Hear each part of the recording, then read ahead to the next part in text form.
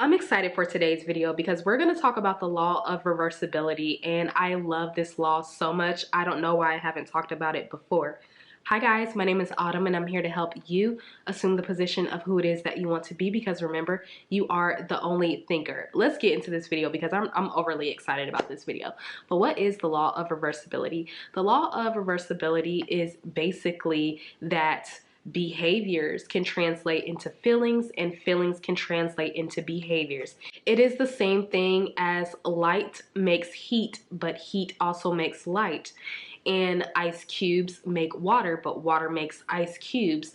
So it can also be if you are feeling lack and you express abundance, express the feeling of money, how that can bring in money. Okay, so it's that same instance, that back and forth, a feeling and a behavior that can give you the reverse action of what it is you're looking for if you can cultivate that feeling, but also in the way that if you do a behavior, it can also get you that same result as well. So I really want to talk about this from an emotional standpoint, and I want to talk about this in a lot of practical ways, and I have a few success stories. So I remember when I first started really diving into manifestation deep, I remember this was back when I lived in Florida. I was kind of going through a depressive time, and this is when I found out about manifestation. And so I was really going through it because there was something that happened at the time where I had to take some time off work. My mindset was not in a good state, and something had ended up happening to my car. It was my state of being that was really making a lot of circumstances in my life. I just was not in the right mindset that I needed to be in.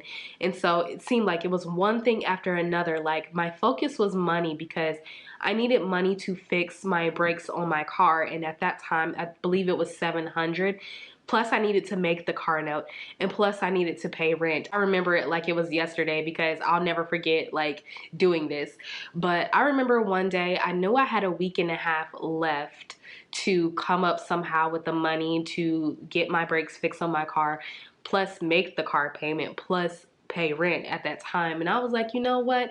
I only have about 200 and something. I think I had about $210 to my name in my account, and I was like, well, I don't know how I'm gonna do any of this, because I was trying to figure out how I was gonna make money, how I was gonna make up time at work, how I was gonna do all these things. But the only thing that I could really think about deeply within me was the fact that I was not myself, that I was not my normal bubbly self, my energetic self, myself where I put myself together, where I was going out and doing my thing. I realized that I was not that. And I said, you know, I could take this $210 and put it towards something, but I know I'm still not going to have the money as it is right now. So I could take this money and do something to make myself feel better.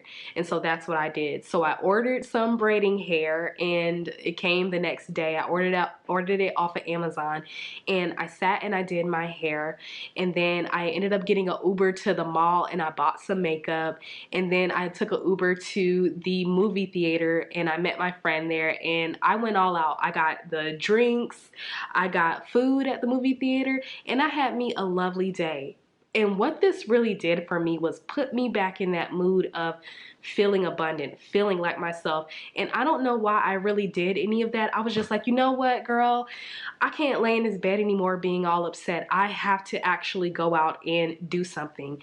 And I remember in doing that, my mindset changed. By the time I Ubered back home, I didn't care about how much money I spent because I was like, I felt so good within myself. I remember a few days later, my client, she called me and she was asking me, could I do her friend's makeup? And it was an opportunity to make money. It was for a nighttime event. And then she said, could I do her makeup as well?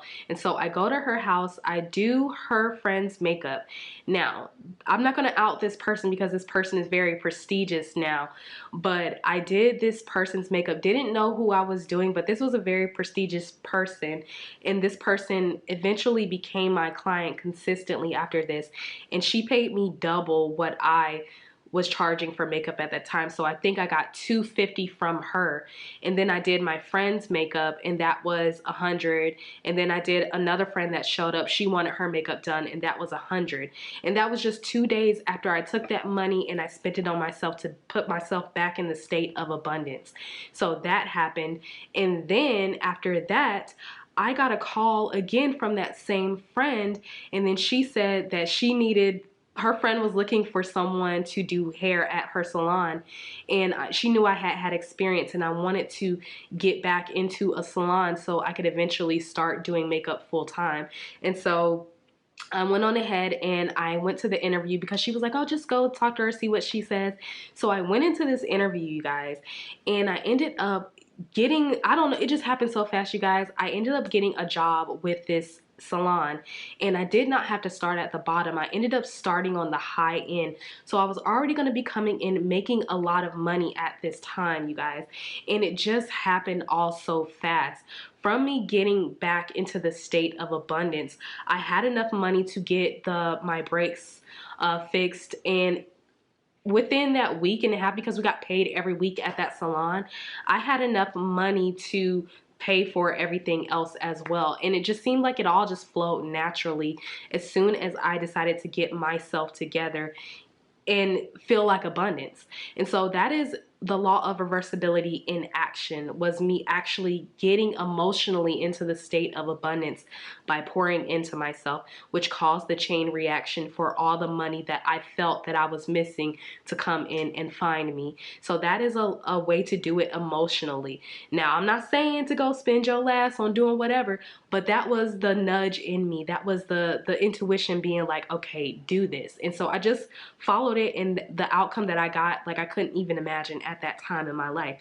And that was when I first started learning about manifesting and started applying the law of assumption after coming out of that dark period in my life. So for some practical tips, which this is really fun, you guys, practical tips for the law of reversibility. I've done this so much. So I told you guys before, when I got my car, before I even got it, I went on ahead and got the keychains for my car. So I got the Land Rover lanyard, and I also got my Range Rover keychain. I went on ahead and got those things before I got the car. So it was already sending out a signal that, hey, I have this car.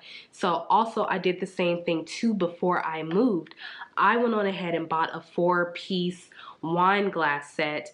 I bought that, and then I had an apartment and was moving to Texas that next week. So these are practical things you can do. And I actually have a success story from one of my friends. So hey Shayna, if you are watching, I'm so excited for you, girl. So this was the success story I was telling you guys about on a previous video. But I gave her some of my manifestation checks. I sent them to her because she had been wanting to manifest $5,000 for her to move into her dream apartment. And so she didn't know how she was going to get the money or whatnot, but she filled out the check, she put $5,000 on it, and then she put it in her wallet, and she went on about her life. Now she filed her taxes, and she ended up getting $3K from her taxes. And she told me she got $3K because she needed $3K actually to move in, but she wanted $5K to have a little bit of cushion. So I said the money will come. The money is there. You got $3K. That's amazing. The money is still on the way. And so she had already told her mom that she needed some money to actually move into her apartment, her dream apartment.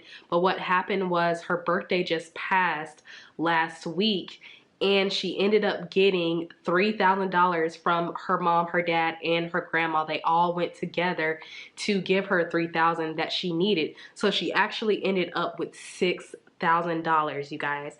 $6,000 to actually go ahead and move into her apartment. So she actually got double off of that, an extra $1,000 on top of that, for her to have groceries, for her to have things that she needed. Whatever she needed, she got it, and a little bit more.